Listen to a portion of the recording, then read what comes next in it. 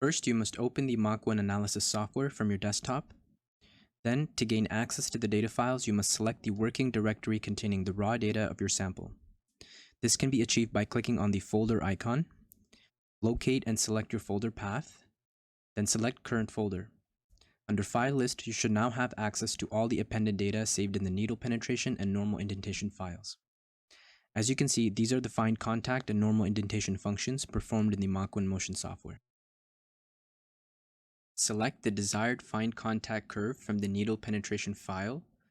For this tutorial, I will choose the 6th curve as an example. Verify that the position X and position Y matches the scan X and scan Y coordinates for this position ID in the positions text file obtained from the mapping toolbox. Now you must plot Fz versus position Z. Note that if using a multi-axial load cell, the Fz will be in newtons, and for a single-axis load cell, the force will be in grams force. From the Analysis drop-down menu, select Cursors. This feature displays the exact location and spacing of the two cursors in the display pane. Click the Cursor Move tool to drag the cursors over the display. In the case of determining the thickness, first you should zoom in at the point of interest to be as accurate as possible when positioning the cursors. Then select the Cursor Move tool and drag cursor 1 at the position of the cartilage surface. That is, where the load starts to change or when it's twice the load resolution. Drag cursor 2 at the position where there's a steep increase in the force, that is, the position of the subchondral bone. This is located at the observed inflection point on the curve. In the results field, you can see the cursor number and axis along with their corresponding value. You can also obtain the difference between the two cursors in the X and Y axes labeled as delta X and delta Y respectively. To determine the thickness of the sample normal to the surface, we require a Z thickness and an associated angle from the Z axis. The Z thickness is simply the delta X value displayed in the results field after moving the cursors to the desired location. Then select the corresponding normal indentation curve, and below the file list you will find a data information panel where the surface angle is reported in degrees.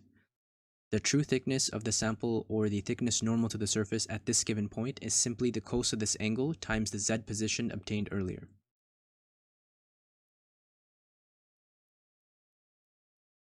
Now we must create a map file containing the manually calculated results. It is recommended to make a copy of the previously generated map file and rename it so it is easily recognizable. And that way you also save an extra copy of the original map file just in case. For instance, I will just add _results at the end of the original map file name.